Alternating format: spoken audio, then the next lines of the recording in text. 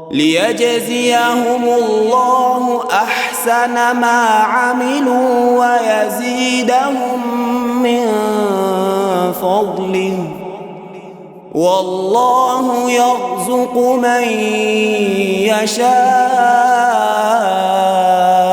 بغير حساب.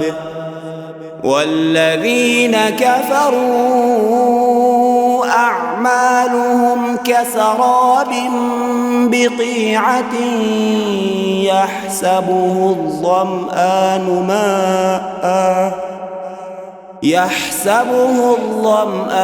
ماء حتى إذا جاءه